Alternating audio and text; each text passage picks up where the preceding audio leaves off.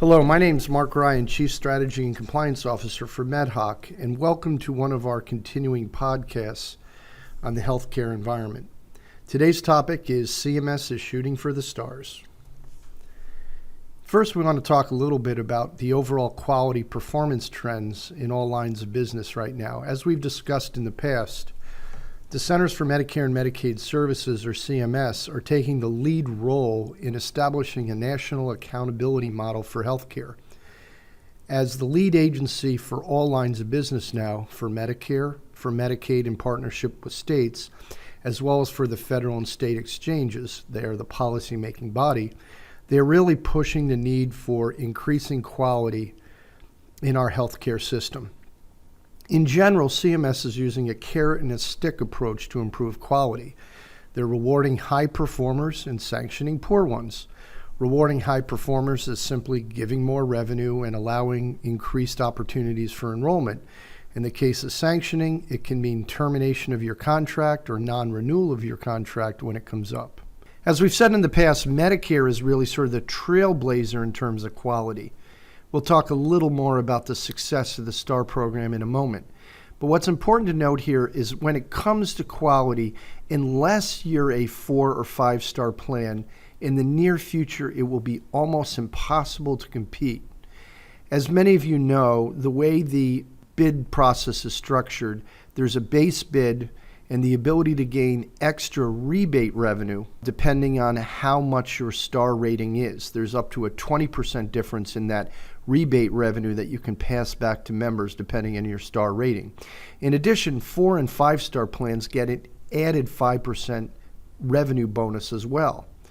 And so as you can see in the next bullet below, if you assume a 70% MLR on your base bid, plans that are high performing are getting an 11% additional revenue for benefits that are passed back on to members. So again, in the near term, unless you achieve high quality performance rating, you may not be able to compete in the marketplace because your benefits will just not be up to snuff. Moving on to Medicaid, the success of STAR is now translating into the Medicaid world. CMS, as the lead regulator, is telling states you need to move forward on a similar Medicaid quality bonus program. Many states are setting them up. The MMP Dual Demo Project is having a 3-year timeline to get to quality, and this will ultimately be the barometer for Medicaid overall in each state. And lastly, as we've said before, and we'll talk more about later, exchanges no doubt will have a similar quality bonus program like MA STAR. So let's talk about the success of the STAR bonus program. Today, about 40% of plans and 60% of enrollees are in 4-star or 5-star plans. This is up from 14% of plans and 24% of enrollees just back in 2010 when the Affordable Care Act was passed. This is a remarkable achievement and is driving CMS to move further. Plans are going to see a lot of challenges ahead, though, because they not only have to achieve 4 and 5-star status, but they have to maintain it. And as quality increases in plans along the way, you're going to see it much tougher to achieve and maintain the quality bonus status. In addition, there's now an elimination of the predetermined thresholds that determine 4-star status in certain measures. So that's an added complication for plans to achieve and maintain such status. Looking at the chart on the left-hand side, in terms of 2016 STAR measures, it's important to remember that there are 32 C-STAR measures and 15 D-STAR measures. So about 1/3 of your STAR performance is now going to be tied to your PBM's performance. That means that you have to really hold your PBM accountable and ensure that they're producing quality throughout the process. There are 5D clinical measures that are based on PQA and MTMP, which also is largely in the control of the PBM unless you are performing these functions on your own. And lastly, it's important to look is that there are just 13, less than 1/3, are HEDIS measures, and there are 13 full or partial CAPS and HOS measures. And then there are 16 admin measures. Putting it quite simply, About 2/3 of the entire STAR program now is based on what you would think of more of as soft measures rather than those hard clinical measures, making it even more difficult for plans to know exactly what the outcome is going to be given from year to year, and actually making it more difficult for plans to even target improvement along the way, because these soft measures are often hard to measure and achieve better ratings in. Looking on the right-hand side, here are your triple-weighted scores for 2016. And again, you can see some of them are HEDIS measures, but some of them are PQA, and at least 2 of them are HOS measures. So the triple weighting is really being refined by CMS, and more is focusing on those very important quality of life type of measures. You'll see plan all-cause readmissions, another priority of CMS to reduce that throughout the Medicare system, and they're asking plans to step up to the plate there as well. Here's a recap of the changes for 2016 MAPD STAR bonus changes. We had 1 additional STAR measure, medication therapy management program completion rate for comprehensive medication reviews. There was retirement of a couple of measures, a return of 3 measures, a temporary removal of improving bladder control, and there were changes in the methodology of about 11 measures. What's critically important to remember is that STAR continues to evolve, as getting more complex by the day. In the recent 2016 call letter that was put in final form in April, CMS announced some of their plans for measures in 2017 and beyond. And while these are only guidance right now, and we're not certain what's going to happen, it continues the trend of moving much more toward more complex measures to really push quality throughout the health plan environment and to reduce cost.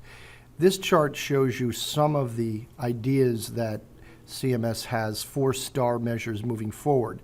Some of them could become immediate STAR measures in the next few years. Others might end up as display measures and mature over time to actual STAR measures. Good example is medication reconciliation post-discharge. This is one that is already existing out there as a barometer. And what CMS is saying here is that medication reconciliation post-discharge will actually change in 2 ways. One, it will hit all Medicare Advantage, not just special needs plans, but all MA plans, which is a major change for those plans that serve more mainstream populations. More importantly, the medication recon will now move from just older adults to everyone 18 and older. So that's another significant change as well. So a very significant broadening of this potential measure. In the area of new measures, although they do exist in some forms or not, they are basically being called new proposals or new measures for STAR moving forward, either as display in the short term, but later perhaps as actual STAR measures that will determine revenue. You can see care coordination measures. Asthma measure suite is a new one. Depression is a potential new one. The next potential new measure is extremely significant and shows how far Medicare and CMS really are trying to go here.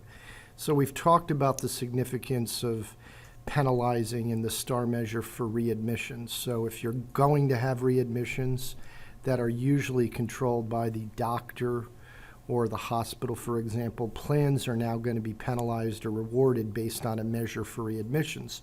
This one goes even farther.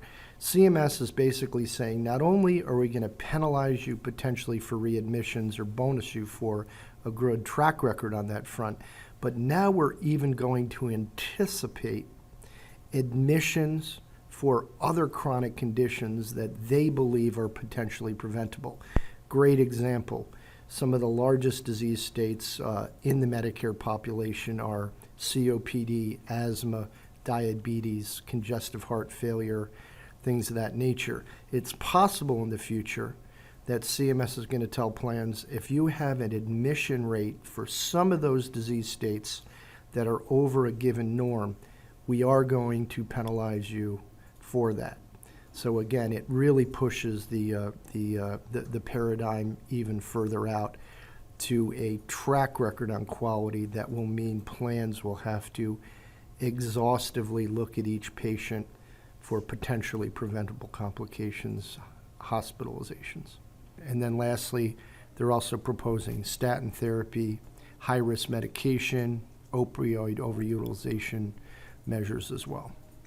CMS's exchange quality program is in a beta phase right now for 2015, but this is a important first step in bringing a STAR program to the exchange, to the federal and state exchanges.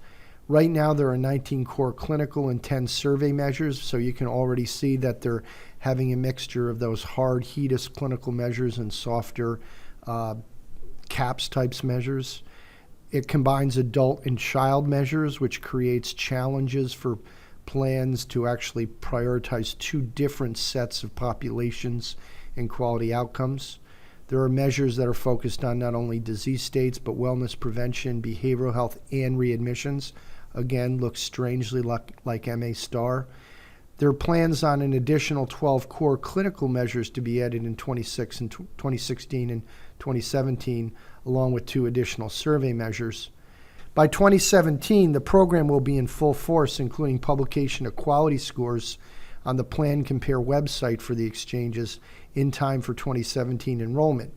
So while there may not be an explicit STAR bonus program by then for exchange, in 2017, you're going to be able to pick your plans based on quality.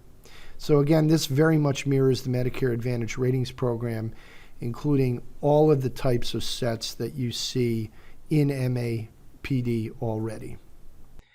Thanks again for joining our podcast. Just very quickly, we wanted to tell you a little bit about our MedHOK single platform. We are a single platform for care, quality, and compliance. You can certainly learn more about our products at www.medhok.com. Thanks again. Take care.